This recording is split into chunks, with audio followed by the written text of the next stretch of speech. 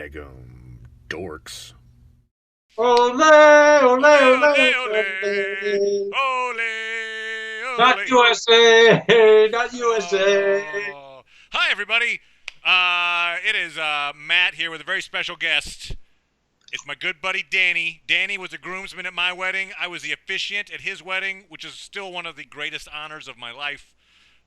We are good friends, and we're also soccer nerds. We played together. We've gone to games together. We tried out for MLS together. Yeah, we No lie. did. Oh yeah, Ron Newman. He knows us personally, probably. Anyway, so so we're here. What scarf do you have on there, Danny? Um, well, it's a Harry Potter scarf. I don't know if you. Whoa, wait, wrong scarf. Sorry, wrong scarf.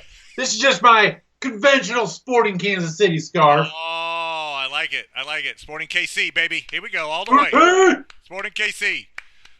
We were there when they were called. How about you? When they were called the Wiz. Danny and I were in the stands watching. There you go. We What's we that? were even at Arrowhead, the Arrowhead practice facility, trying out for the Wiz. Right. Earlier, We were we were just in the stands. in the pantheon of the Wiz in inaugural season. We were like maybe 251st player on the team, something like that. We were down. We were on the chart.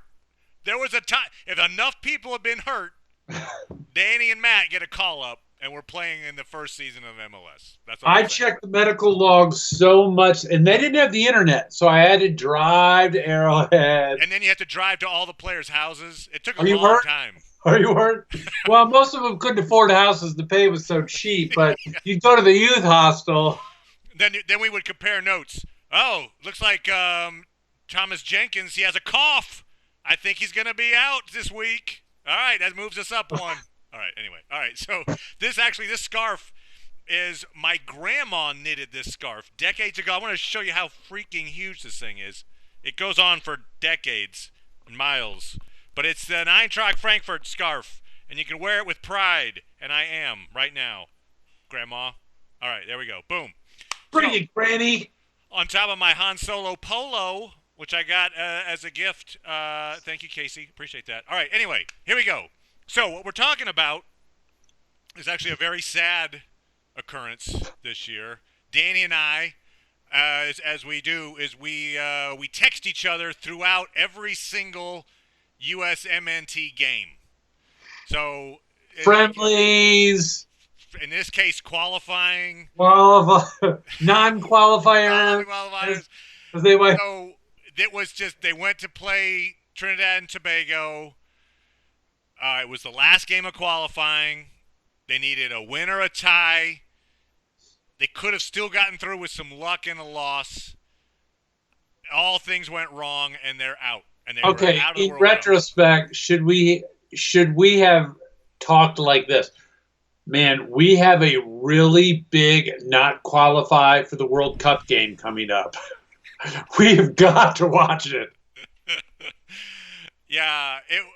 So the U.S. is out of the World Cup for the first time since the 80s. All right. Here's what I love. Stuff like this. Jeff Cameron. Okay, Jeff Cameron goes, he's like, dude, if Klinsmann had not gotten sacked, if he had stayed on as manager, we would have qualified for this World Cup. And you're like, yeah, maybe you should have left it to TNT.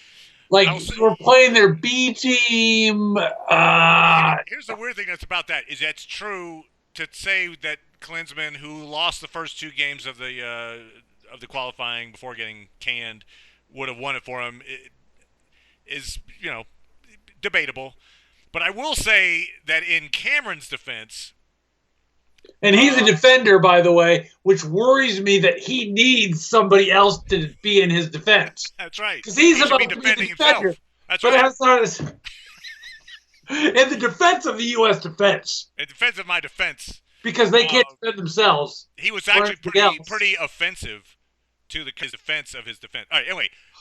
But I will say Bruce Arena, kind of a jerk to Jeff Cameron in that his reasoning for not playing Jeff Cameron, for those who don't know, plays in the Premier League. He plays for Stoke. He had been hurt, but he was back. He was starting for his team. So he was playing in the Premier League, arguably the best league in the world. But he was playing for Stoke. He was playing for Stoke, which means he has to play defense a lot. He had to play a lot. He had to play a lot of D. All right, anyway. So Arena says, hey, I didn't play the guy because I didn't know if he was hurt or not. Like, oh, yeah, he still might be hurt. Okay, if that's true, maybe you don't have him fly over from Europe to sit on a bench for 2 games in a row. He didn't play 1 minute of 2 whole games where he sat on. Like, I'm just saying, if he's hurt and you're like, all right, let's just say, let him stay. Let's just say, Bruce Arena had a very unfortunate Omar Gonzalez fetish. He did. Like, Omar Gonzalez was his player. He was going to play him no matter what. Omar Gonzalez ended up kicking an own goal. But I will say this. I mean, yes, he had an own goal, and that can happen to any player. But before that game started, I think if you looked at my texts, I think I have one to Danny where I'm like, dude, I can't wait. Why is Omar Gonzalez playing this? Why is Jeff Cameron not starting this game? Now, again, that's one game. Wait. I got to know, is there going to be post-processing on this? Like, are you going to go in and put the little video of your text? I could do that, yes. Okay, just remember. Yes, it's up here somewhere. I'll make certain references if I know you had that ability. Okay. Great. Thanks. Now I have more work to do. Picture of my pet duck here. So yes, I mean, you can, if you want to be as microcosm-y as you want, you could say not playing Jeff Cameron in that game cost them a World Cup bid. But the fact that it got all the way to Trinidad and Tobago is horrible. This was a qualifying round in CONCACAF. Once you make the final 6, which the U.S. was, you basically need to come in 4th. You need to come in 4th out of 6 CONCACAF teams. You know, it's probably the easiest process to qualify in the world, and they came in 5th. And it just... I will say, in Arena's defense, the reason we were behind the 8 balls, we started so poorly. True. Now, we did have the two of the toughest games right off the bat. It was Mexico and Costa Rica. We lost those 2 games. But those were, those are your toughest. But we didn't just lose. Like, we lost down to Costa Rica. And so the team mentally was in a shambles. And by mentally in a shambles, I mean they were relying on Michael Bradley. Which is the same thing. And that's the thing. So whoever's the coach, I mean, Klinsmann was the start, and then at the end it was Bruce Arena. It did come down, obviously, to the players. I mean, like, wow, really? That's amazing insight. But it's true that for as much as these players were touted, we had so many of them that were playing overseas, for instance, many more playing overseas than we've had in the past. MLS has grown quite a bit as a league over the years. It seemed like we had, hey, we got this pipeline. We've got all of these, there's a lot of German-born players that are now, came over and did their, I'm going to be a U.S. player or citizen. It seemed like we had the best crop of players ever. Matt, I'm kind of you'll remember this. I'm kind of an expert in this department, okay? Because I live in Lawrence, Kansas, and we have something, I think it's called the KU football team. And they, every year... Oh, those poor suckers on those chat rooms. This is not European. This is the year. I mean, we got this pipeline from Texas. I mean, the guys are bigger this year. Now, didn't KU football win a game this year? Am I wrong? Didn't they win one? Did. They smoked Southeast Missouri State. Boom! In your face, Gerardo. The fighting possums. I don't know what they are. What are the Southeast Missouri states? Ooh, boy. Sorry to you who are Southeast Missouri State. Sorry. Yeah, I'm not sorry. Okay, good. I have relatives who went there. We whooped them. That's all I was going to say. I think it's actually kind of interesting to compare, just because we're talking about, oh, this team got elevated, and it was, Bruce Arena coaching them. Compare them to what is probably, I think, almost undeniably the pinnacle of U.S. soccer achievement in their history, which was 2002, getting to the quarterfinals against Nice Germany. segue. I know you wanted to go there. You got to go there. Because I'm talking to Danny Spurgeon. Danny and I, in 2002, we're both living in Kansas. We both would get up because obviously the games are all in South Korea and Japan. So it's like 2 in the morning. You got to get up and watch the thing live. Got to. No tape delay. No tape Although delay. I don't know the VCR anymore, but I saved the tapes of the games because I taped them too. I was like, it just says, and on the cover, I just have a sticker, man. It just says USA 2, (0) Mexico. Mexico. Oh, Boom! You're burying me with that bad boy. That was all right, awesome. I'm sorry. Real quick, I know you can tell the story. You go back and tell the story. But real quick, some shout-outs. Thank you, Portugal. Shout out to you. Thank you, Poland. Thank you. Why do I Thank thank you, Poland? South Korea. Poland beat us. We were actually, we played 5 games. We only won 2 of them. But they were 2 of the greatest wins ever. And we got to the quarterfinals. So that first game actually against Portugal, I remember getting up. I had no expectations. I had a brand new puppy in the house who I was just trying to keep quiet. So I had to pet the puppy the whole time, even though I was like, I can't. Please let me stop petting this dog. But I'm like, no, I'm up. I'm watching. Now, my expectation was Portugal at that time loaded. They were the number 1 seed in our group.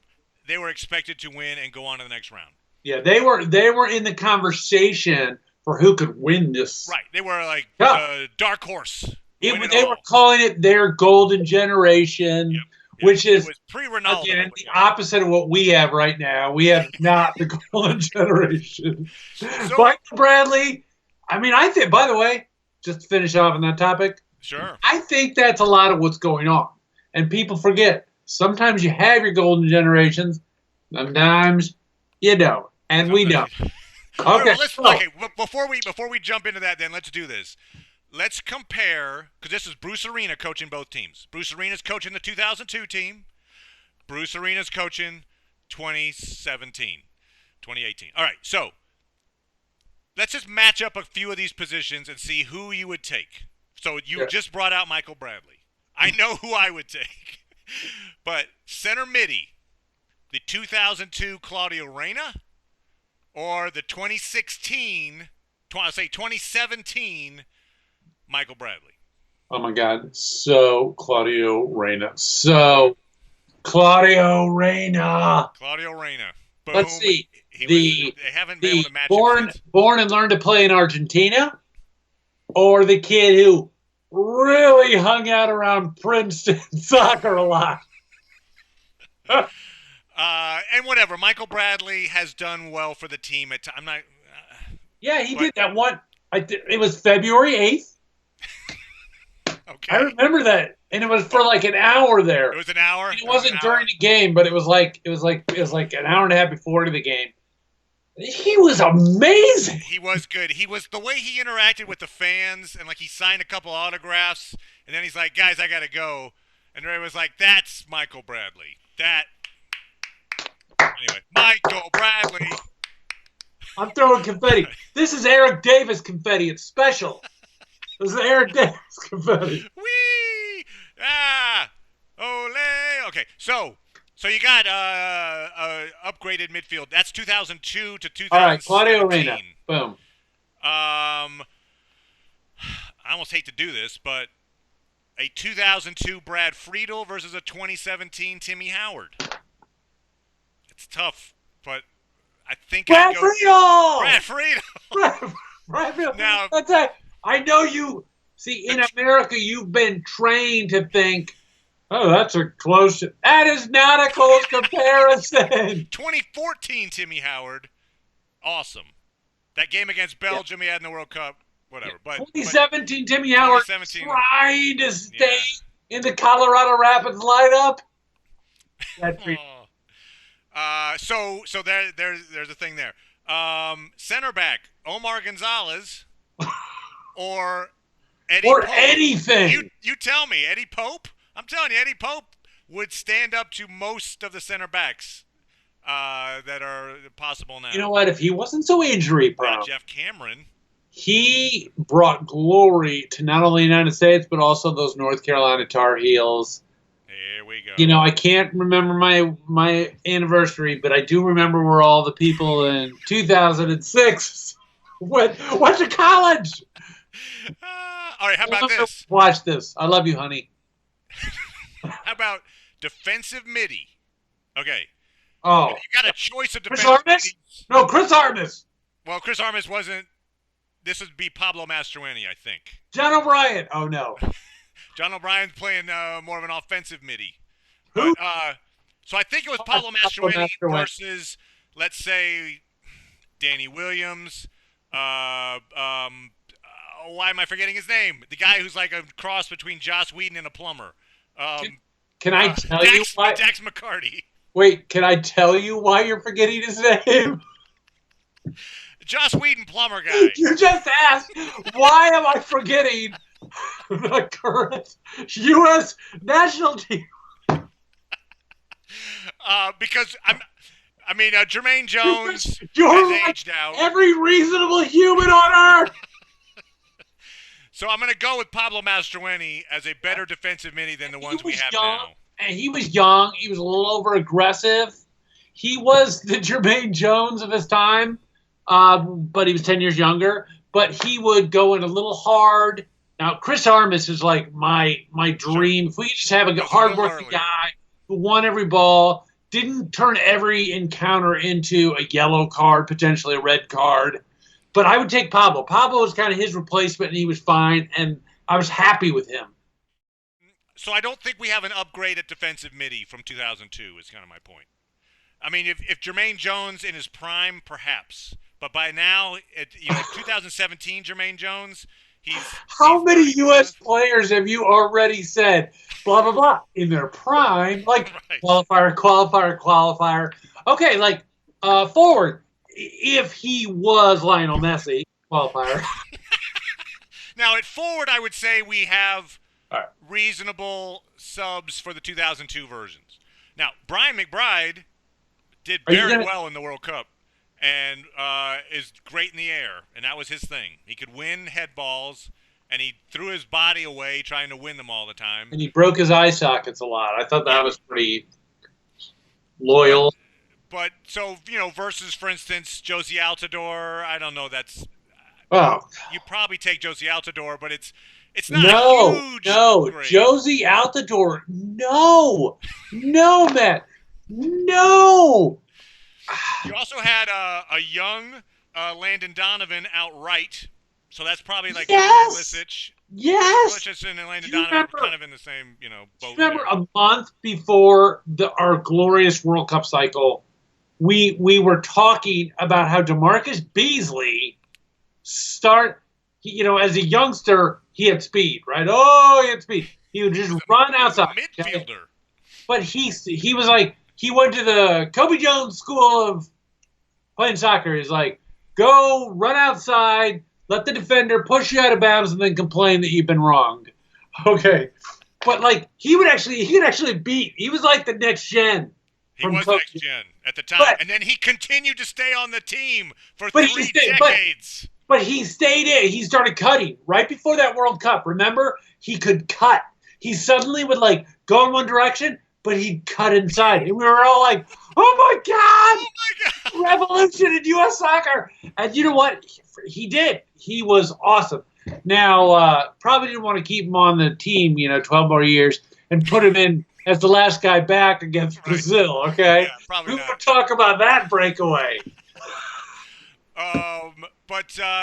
Here's right back. Now, I would Tony probably Sena. go with Tony Sena versus DeAndre Yedlin. You probably go Yedlin, but No! Tony Sena was very solid in that position. Tony no arguments with Tony Senna. Tournament of a lifetime. Yeah. No, he was great. No, I'm not taking Brian. Many called him the most skilled player on the team, and if he just kept getting hurt all the time. But for instance, he scored the first goal against Portugal when I was down there petting my puppy, and I was like, I had no expectations for this game, and like 5 minutes in, there's a corner kick. McBride wins it, heads it, the keeper makes a save. It goes to John O'Brien. He scores. I'm trying to stay quiet because the whole neighborhood is asleep except me. Here's how long ago this was, by the way. I had the handset, and I was screaming like, oh, my God. And I was getting caught up in the cord that was attached to the phone device. Right, we're trying to whisper, but we're so excited. Oh, my God. Oh, my God. Oh, my God. So we're up 1-0, but that's still like 1-0, whatever. But you're like, all right, well, this is worth the whole World Cup. I remember thinking, we're going to lose now. We're going to be out of the World Cup, but that was worth it. That was worth it.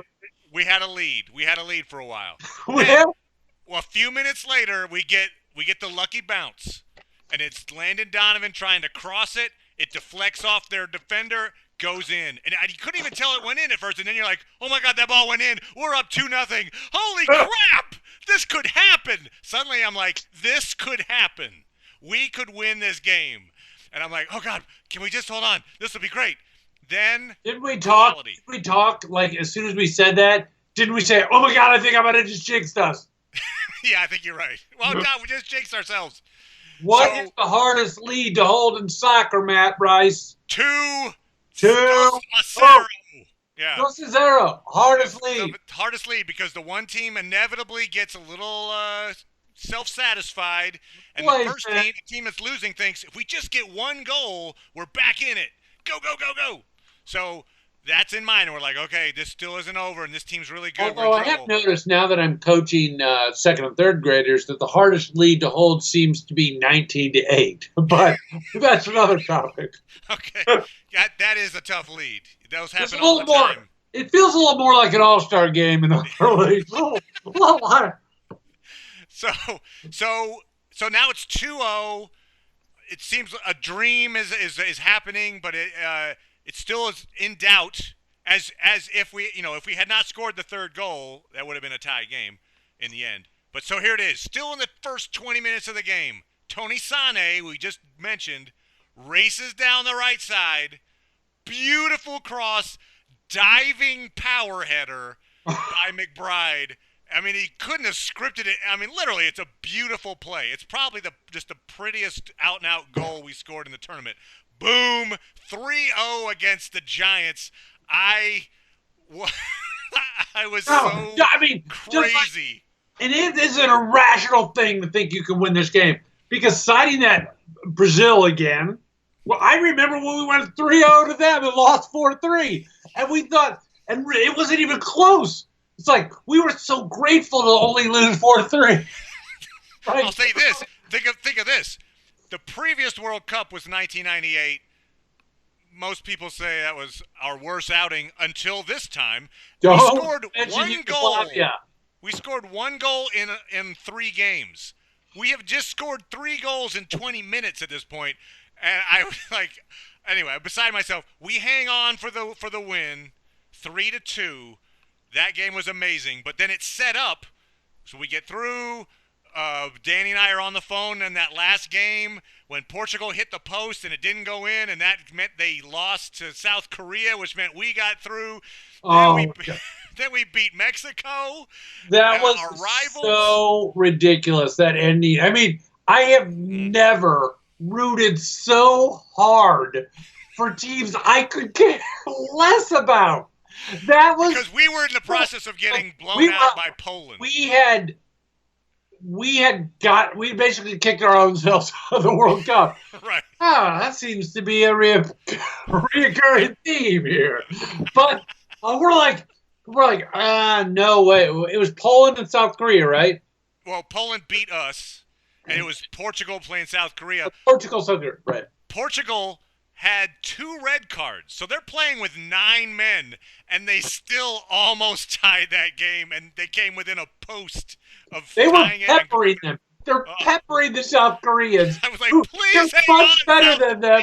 And we are just like, oh, my God. Oh, by the way, a guy we haven't mentioned who scored a very nice and important goal against South Korea, Clint Mathis. He came on. Georgia boy. The guy who disappeared after that. Bayern Munich was going to pick him up, and he got a little too chunky. They're like, all right, never mind. But in the World Cup, he was there. Again, talent off the bench. He was the man who brought the T-shirt he wrote his own message on to MLS. That was Clint Mathis. Clint Mathis. So again, like, I think he went like this. Like in U.S. though, when like, you know, in Europe, you'd be like, I love you, baby, or something. But like in the U.S., I literally think he raised the shirt up and it said, my name is Clint Mathis. I play soccer. Go to this website to get my resume. So see if I can't support myself. Then on the back, it's like, it has actually his resume on it. 1987 to 92, high school. Anyway, all right. But the thing is, you start thinking about the skill level of that team. It's not radically worse than the skill level of the 2017 team. You would think that we would have come a long way since then, and we just. What do you mean, not radically better? Radically better. Yeah. Okay, so I do have this one theory, and I've posited this theory many times. Okay, one thing I do think the problem is that when you are less accomplished, you understand what your limits are very clearly, and so you can focus on like what you got to do defensively. All right, so I do think the U.S. has really had a hard time in probably the last 2 cycles having the defenses they used to have. And that's because people now, everybody wants to be a midi or a forward, right? That's fine. That's what we develop. But training defenders has really suffered. And most of our defenders are people who got converted. Right. You didn't grow up as a defender. It was like, we want you on the field, but we don't have room for you at midi. Right back. Yeah. Fine. And I think all the national team focus is on up, tactical. We got to build ourselves. We're going to grow tactically. But I really think our bread and butter was not even about technically like superior or gifted defenders as much as we built units. We were a relentless unit on defense. That's what the U.S. used to. That's how we used to win games. Yes. We were like a less talented Italian team. Like a less talented one, yes.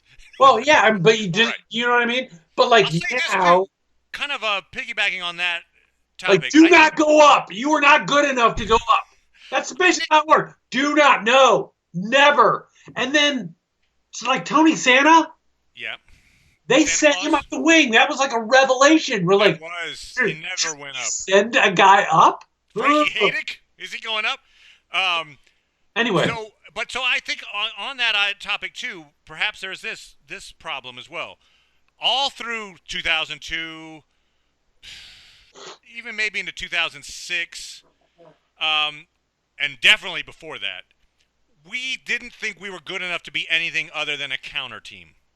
So it was like, we're going to play a bunch of guys behind the ball, we'll put Ernie Stewart up top, and we'll kick it long to him. And no possession. Yeah, and we couldn't. We did not have the technical ability to possess. Yeah, we were not misguided in that. That's what we were best at.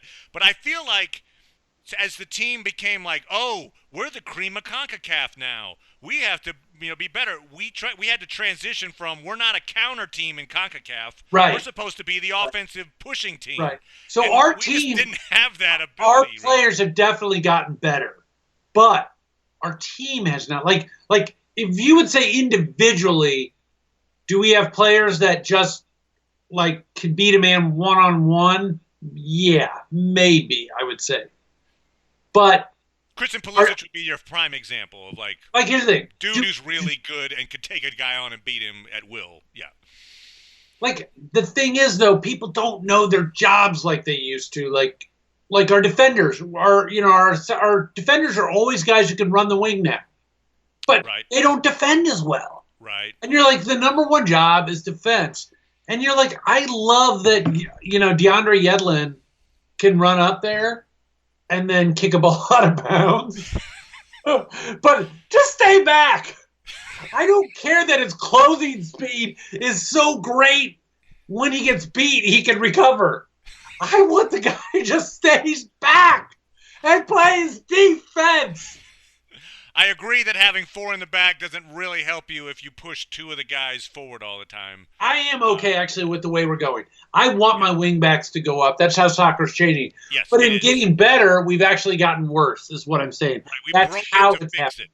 And hopefully there's a fixing it coming, but at the moment it's broken. And like our defensive midi on this 2017 team shouldn't have been Michael Bradley. I mean, defensively, he's a much worse.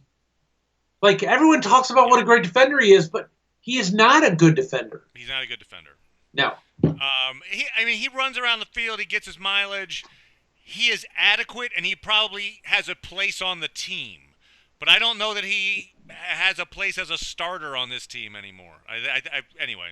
Well, not now either. But that is an example of a guy who had probably a little more ability, and because of that, we thought he was a lot more. Whereas, like, Chris Armas, everybody knew what he was. Chris was like, I'm not going to beat guys one-on-one. Yeah, I'm not going one. I'll just run around and run into guys. And I pass.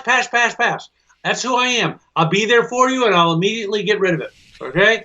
I'll really. And that's what you really need. You don't need, you don't need a guy unless you can do it.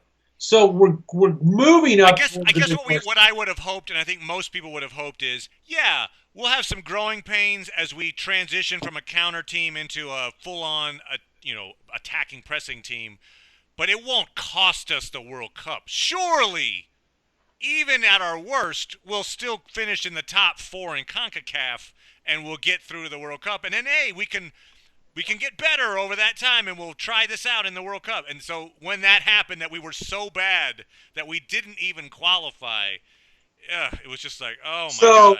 Josie Altidore is better than nobody. I mean, hello. Hull City wants what they figured out 8 years ago back. All right? Dude, you give me... I don't think he's horrible, but all right. You give me Ernie Stewart? By the way, when we kicked it up to him, he scored. Okay? He was 1-on-3 in the Colombia game in '94. Dude scored a goal. Somehow he scored. He was the one. I think he was the only American player in the picture. Like there was there was him, and then 30 yards of field, and the rest of the team. Somehow Ernie Stewart got a goal. Go get him, Ernie. Josie, who's like laying on the ground, getting angry with the ref again. Like, do you see? I was like, come on. Anyway, so. And by the way, let's just put the final shovel full of dirt on the funeral. Right. Yes. Christian Pulisic. Oh, the fact that this kid is going to miss a World Cup is such a shame. Right. Perfect age. He could be playing in probably 4 or 5 World Cups if we paced it out right, and he's going to have to sit through this one and sit it out. Yeah, it should have been his coming out party. Yeah, agreed. He's like a better Landon Donovan. Because Landon Donovan, if you remember, he was the wonderkid, but he would disappear for long stretches of the game. It's very frustrating that way. And then show up amazingly like he did against Algeria. He spent that whole game invisible. And then in the 92nd minute, I'm about to go back to work. I'm like, should I stay? We're about to be kicked out of the World Cup. I'm going to wait this out. Oh, my God.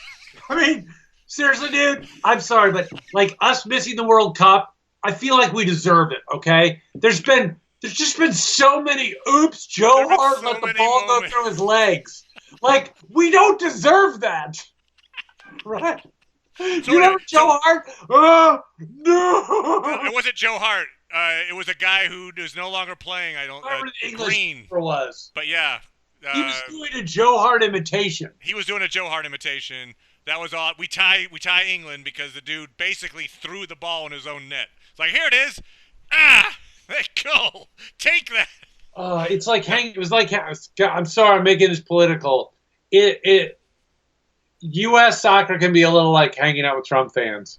Like, the ball goes through dudes' hands, and you have people around you taking credit for it. Like, we're the best. We're the greatest. Look what we've achieved. We're fantastic. I'm fabulous. I guess I was. That was the most amazing goal I've ever seen. I was going, oh my God, we just tied England. Yeah, we did it. You don't score if you don't shoot. That was Clint Dempsey kicking just a hope and a prayer. Kind of mishit it. It just rolled slowly toward the goal, I will venture to say that because we're not elite, that we probably had more fun. Like, new people to the U.S. soccer. Okay, this is what makes it so great. Is when they eke out these bizarre results. Remember, like, we had to win by 5 goals against Egypt Confederation Cup. to get out of the, like, Confederations Cup. Damn it, if we didn't do it. That was yes, you can count the list. But so just to finish off the 2002 story, we beat Mexico, awesome, in the second round, and we get to the quarterfinals. Now, if you go all the way back to 1930 when there were like 8 teams total playing, yeah, we made it to the semis, but that was because no one was playing. So I don't count that. Since that odd irregularity, we had never come close to the quarters. We're in the quarterfinals against Germany. Oh wait, who did we beat in the round of 16?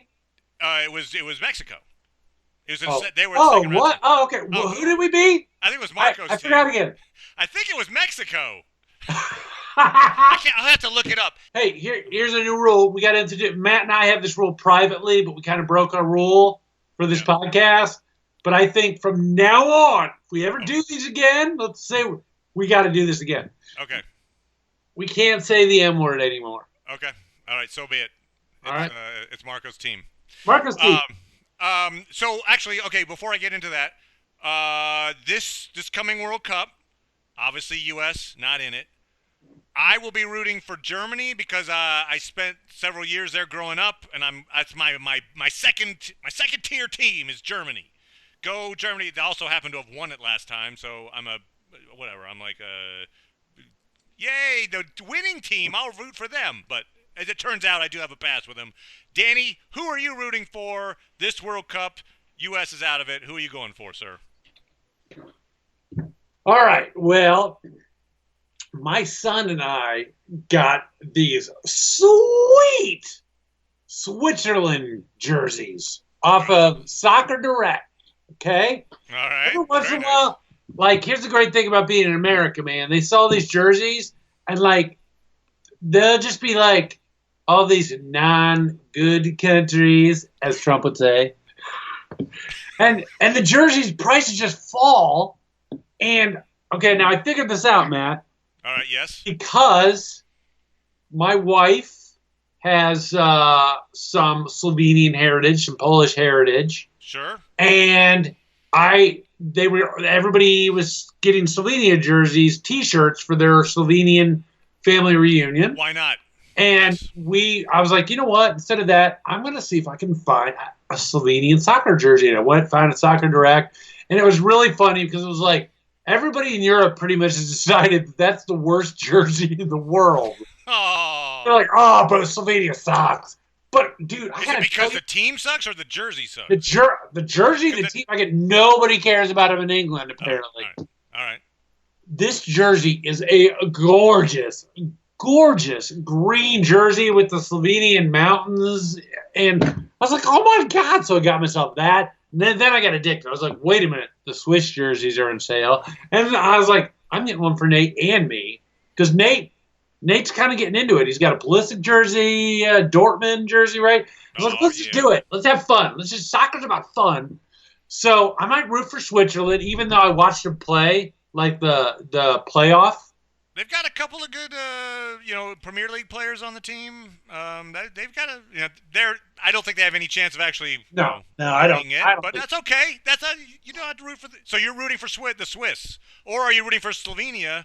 I'm not sure if they're even in it. Are they Yeah, in the World Cup? I don't think they made it. And then I would guess not this time around. They have made it in the past. Yeah. I think we even Yeah. played them. No.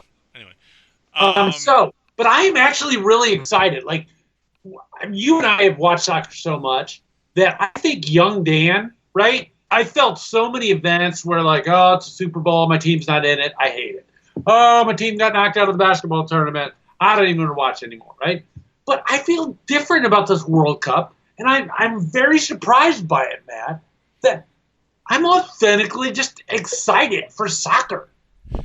Like, I don't care if the U.S. is in it. It's like I'm kind of feel liberated a little bit.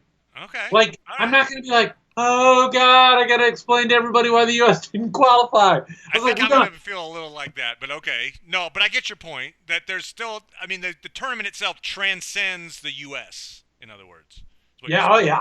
Yeah. Anyway, 2002, we're playing Germany. See, this man knows how to get back to a thread. Here we go. Here we go. So, of course, the game is on at 0 o'clock.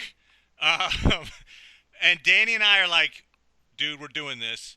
They at Arrowhead Stadium, because that's where the Wizards were playing at the time. Arrowhead had it. They put it on the screen. They're like, we're going to show the game live. Anybody wants to come? You get in, watch the game live at Arrowhead. So we did. We show up at Arrowhead at whatever, 2 in the morning. It's completely pitch black outside. Awesome. And, It's awesome. and we're there, and there's like a couple of thousand people Yeah. showed up to watch this game. So this is 2002. Enough people in Kansas City cared to get up at 0 o'clock And and now go it check was out not this in game. the stadium. They did not show it in the stadium. Right. They had sort of like an adjunct building. It was like a training facility that they had this thing in, and that was packed. It was packed. It was a giant tent. Yeah, and they right. had the screen, and it was packed with people, and we watched the U.S. Lose 1-0 in a very close game. Greg Berhalter has the shot that gets saved with an arm. It should have been a penalty. Could have finished that game 1-1, gone into penalties. Who knows? Brad Friedel making saves. Anyway, we lost 1-0, and I remember this. At the end of the game, everybody stood up and clapped. And we were clapping at a screen, so it's like, they're not hearing us. But it was still like, you know what? No, These guys. it was a beautiful experience. Yeah. It was because we played well. Like, generally, I'm not all excited about like playing well in defeat. Okay, but that run, that team really just like they demolished Mexico. First off, that was like a 2-0 drubbing. Mexico was better than us. Oh God, I mean Marco's team. You already broke the rule. Damn it. Now Voldemort's going to come back. Edit it. Right. Go backwards. Okay. Okay. Yeah, right. The team played well, and we were hoping that they weren't going to play so well that they were then going to play their way into against a team that they were just going to get crushed by and then lose. Oh, you got beat 5-0, and you go home with like and that Germany could have been that game. Those guys, they had some very good players on that team. I think that's where Arena shined. I think he knew how to play that game with those group of players. He understood. He had enough shake and bake parts with Landon and DeMarcus Beasley. He had a lot of speed. It doesn't matter whether you have talent. I don't care how world class you are. That dude had speed. Okay? And then you have Claudio Reyna. I mean, that's enough to put the fear of God in people. And then otherwise, you just have really superior defensive shape. And it worked. And it wasn't ugly. The Goose, Jeff A. Goose. I wasn't a big fan of him, but whatever. He was a reasonable center back, and he did his job. Have you seen Marcelo Balboa yet? I don't think he played. I don't think he played that World Cup. Did he play 2002 was the last time? Yeah, I don't think he played 2002. He did do this, though. He'll always be this for me. 1994 against Brazil, when they made it to the second round and they lost 1-0 that game, he almost had the goal of the tournament when he did the over-the-head kick and he just missed. And it was like, oh my, did that almost happen? That was the famous July 3rd. That was the famous July 3rd game. And here's the deal. I was on a canoe trip. Okay, Matt? I was on a canoe trip. I was like, good Lord, I'm on a canoe trip. I got to watch this game. All right. In the old days, there used to be black and white televisions. There were. I got a black and white television that had batteries in it. So you could take it on the canoe? I sealed it in a watertight bag. We went all day paddling. I was like, it's time. I made the whole canoe trip pull up on a sandbar and watch the effing game.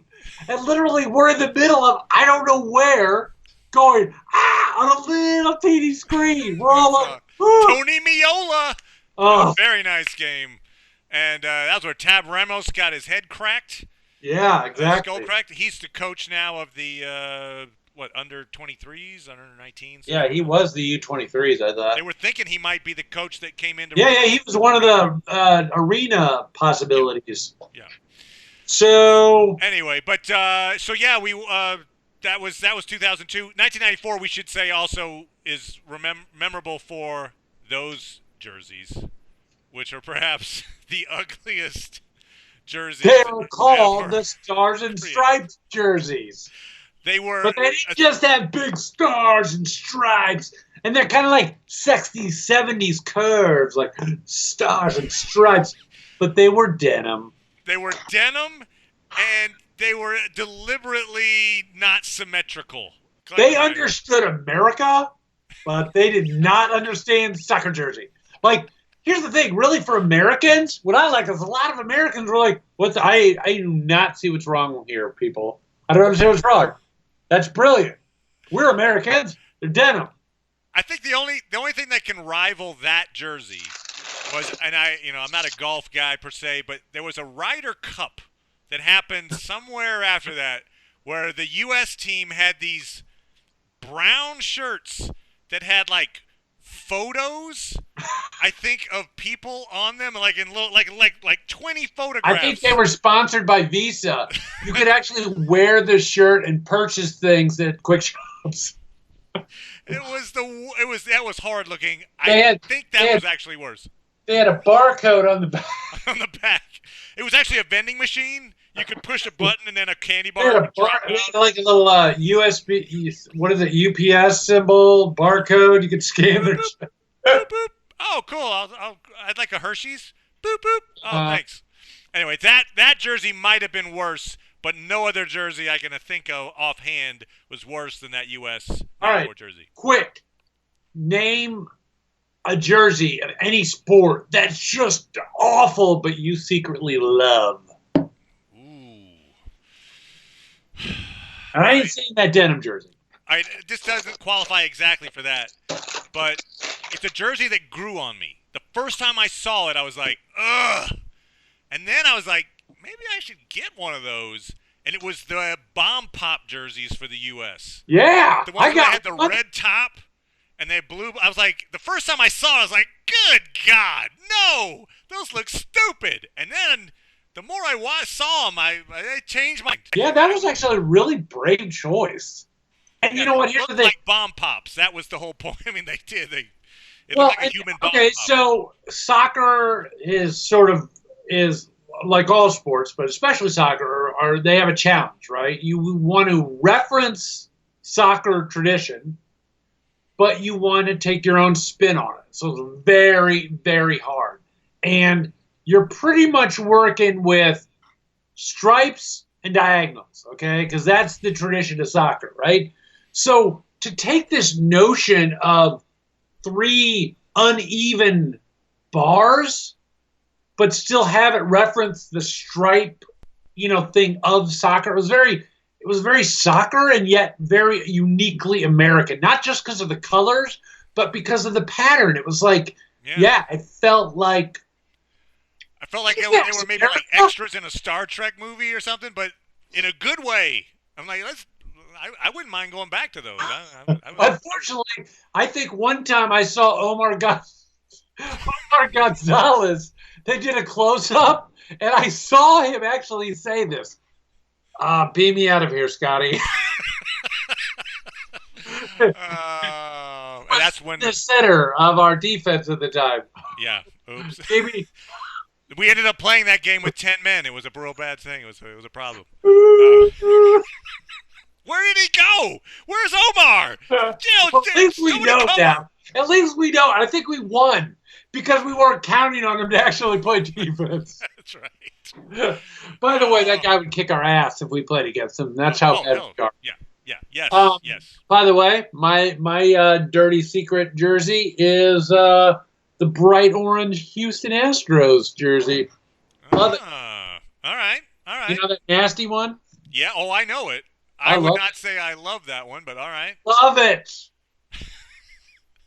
On that note, a little soccer trivia for you. I'm trying to think which World Cup. It was the 2006 World Cup in Germany. The Dutch. Germany? The Dutch are famous for their orange outfits, much like the Houston Astros. And so they this beer company sold these lederhosen that the fans could wear to the game.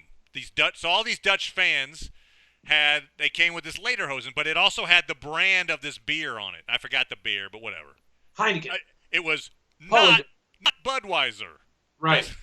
But Budweiser had purchased all the rights to everything in the stadium.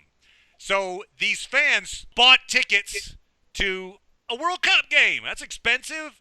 That's your team. And suddenly they're like, no, we're not letting you in with that advertising. What do all the fans do? Fine. Took off their clothes, went in their underwear.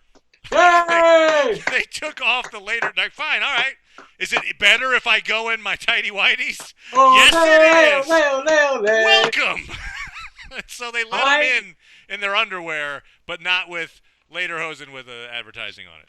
I got to tell you something about that, man. I never told you that. I was at that game, and I just went in my underwear. And you were like, no, that's because I'm taking a stand. I'm Dutch.